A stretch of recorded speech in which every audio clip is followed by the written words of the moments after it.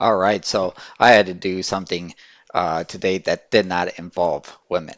Okay, the yesterday's videos, man, oh man, it was just horrible. Anyway, welcome to my channel. Have, I of course, as I always say, am the Christian constitutional conservative. Emphasis on Christian and conservative and constitutional. All right, I am here to expose the mainstream media and their attacks against our constitutional republic and our Christian values as a nation that we have held for 150 years, 160 years. In the past 40 years, we've kind of been pushing to get rid of them. So let's go ahead and get started with this video. This time we have a man. Maybe he won't be as boring as those women or as evil sounding as those women, but we'll see. As you guys know, I'm a conservative. My main news sources are Breitbart, Daily Wire, The Blaze at times, The Right Scoop.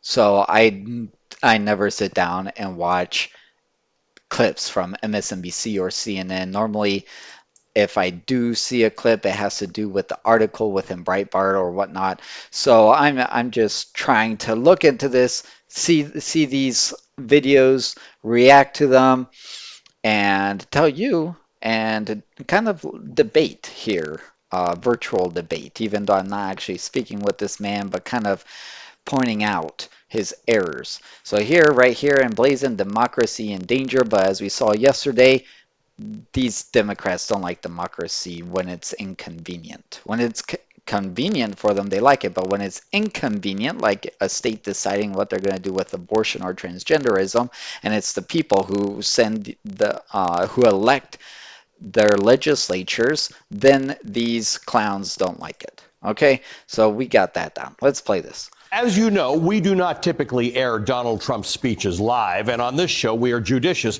about even playing clips from his rallies, and always either with or for the proper context for a discussion.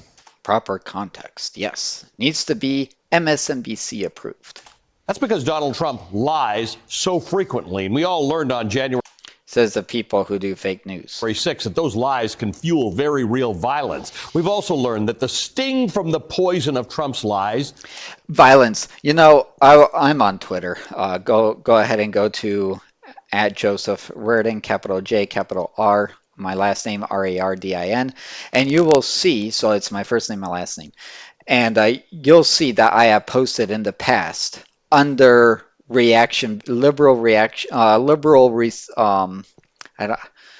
somebody will post January 6th, and they're normally on the left. And right underneath them, I will post a picture of, not a picture, a painting of the Stamp Act riots or the Boston Tea Party, things like that, to kind of show, hey, listen, okay, this quote-unquote violence that you say and you want to act like these people, like this has never happened in the history of our great and blessed United States of America.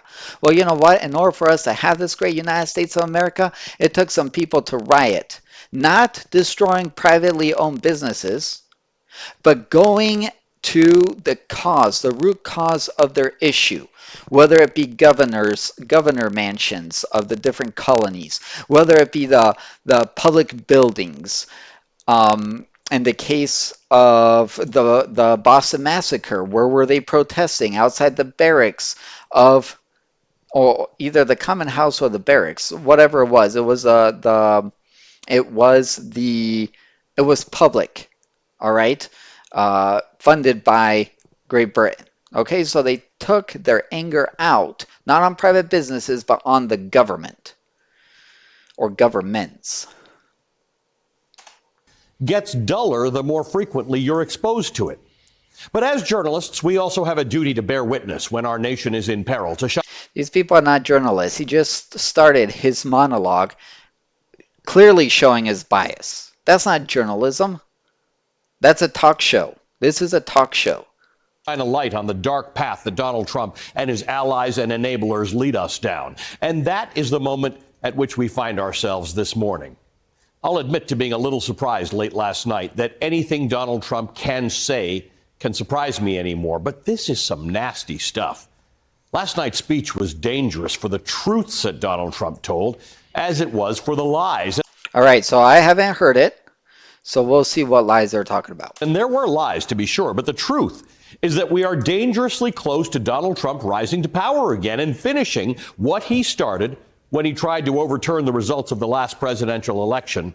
Yes, because it's so scary for us to return back to constitutionalism, to turn back to Christianity, to turn back to conservatism.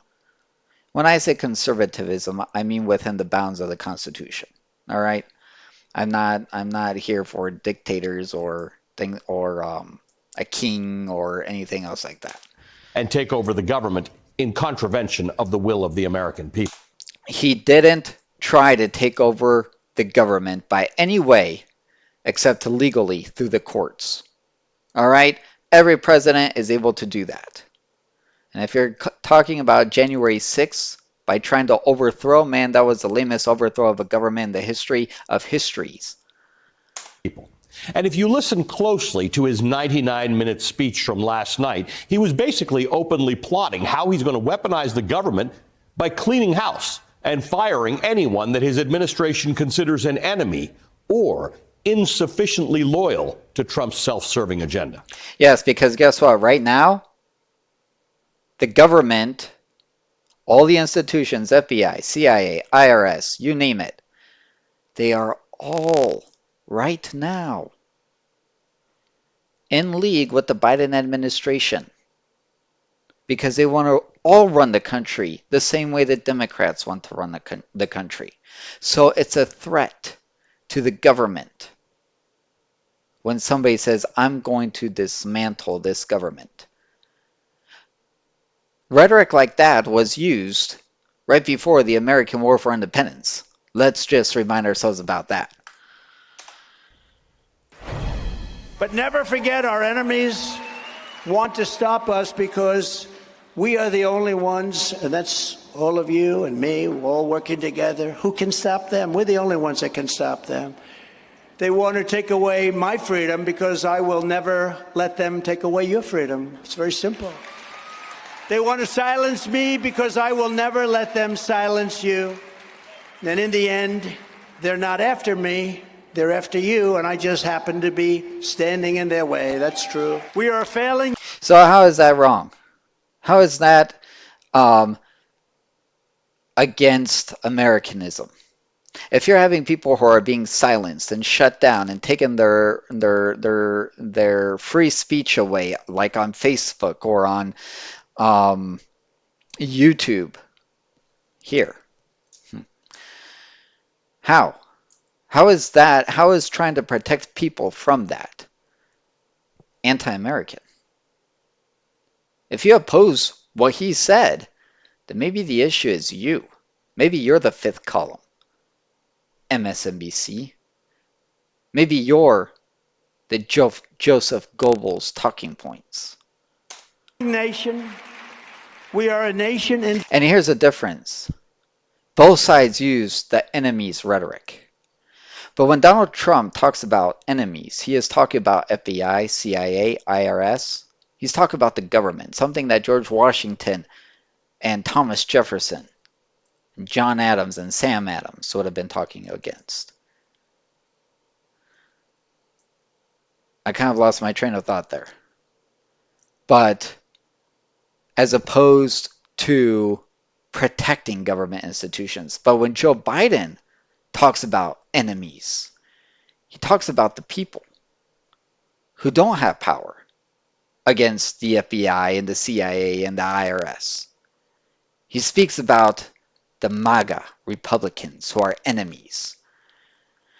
See, Trump punches up while Biden punches down. Decline, and now these radical left lunatics want to interfere with our elections by using law enforcement. It's totally corrupt, and we won't let it happen. 2024 is our final battle. With you at my side, we will demolish the deep state. We will expel the warmongers from our government. We will drive out the globalists. We will cast out the communists, Marxists, fascists. We will throw off the sick political class that hates our country, and we will rout the fake news media. We will defeat crooked Joe Biden, and we will drain the swamp once and for all. See, his talking points are directed toward the power. Toward power. And MSNBC is about to protect that power. Notice how MSNBC is not being like the American revolutionaries. Joining me now, Stuart Stevens, senior advisor for the Lincoln Project and author of the forthcoming book, The Conspiracy to End America, 5 Ways My Old Party is Driving Our Democracy to Autocracy. Also with us is the former GOP strategist and the co-founder of the Lincoln Project. Look at this guy. This guy is the South shall rise again. Watch. While you're on here, I don't know. I may do this more often, but watch this. Oh, Rick Wilson. Rick Wilson. Let's look at this guy. Rick Wilson, Confederate flag. Let's do this. Watch this. This is right here is a picture of Rick Wilson's cooler. Look at this. His cooler. This is him on a boat. Rick Wilson, the Democrat Party's Confederate flag guy. Look at that.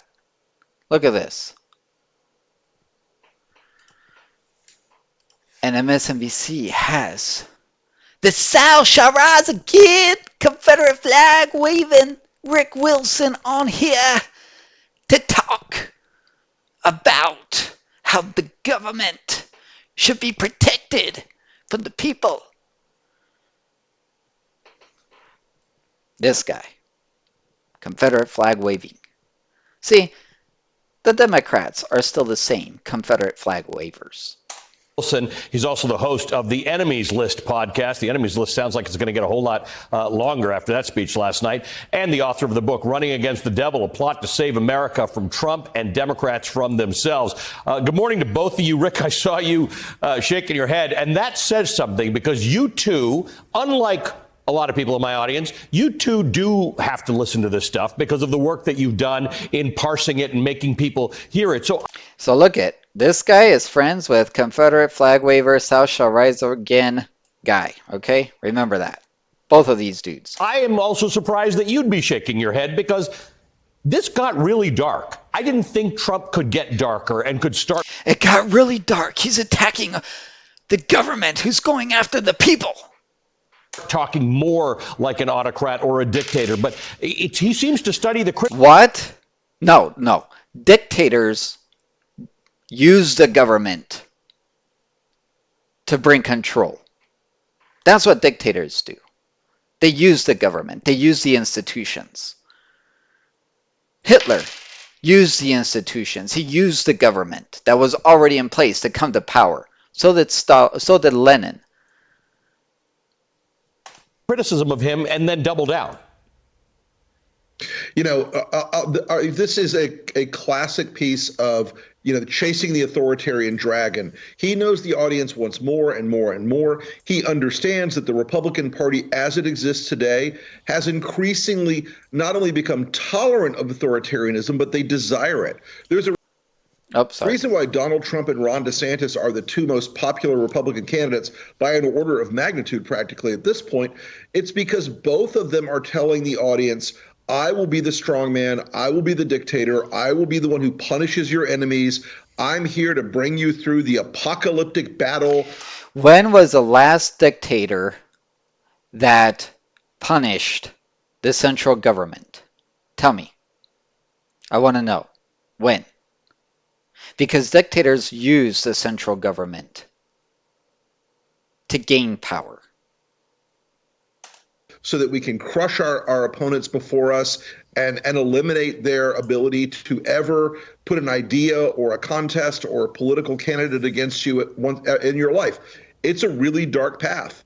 Stuart, I have to ask, though, I can understand Trump's running so far ahead of DeSantis and everybody else in that race that he's using what works for the primary, but I cannot see why independent voters, why moderate Republicans would go for this sort of talk. It's really dangerous stuff. I mean, this lumping of communists and Marxists and fascists, and 2024 is our final battle. If you believe in democracy, then 2024 is definitely not your final battle.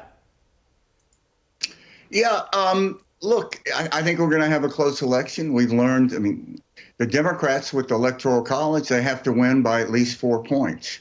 So it's really important to keep in mind for everybody over this next year. When you see a poll and Biden is ahead by 2 points, he's probably losing the Electoral College. So it's really a game of small numbers. 40,000 people, if they had changed their vote in the last election, even though Biden won by over 7 million, well, it only took 40,000, Trump would still be president, and think what that would mean. You know, what's happening here is he just, if you read studies of authoritarianism, they always say, listen to what they say because they say what they're going to do. Mm-hmm. And as Rick said, that's exactly what is happening here.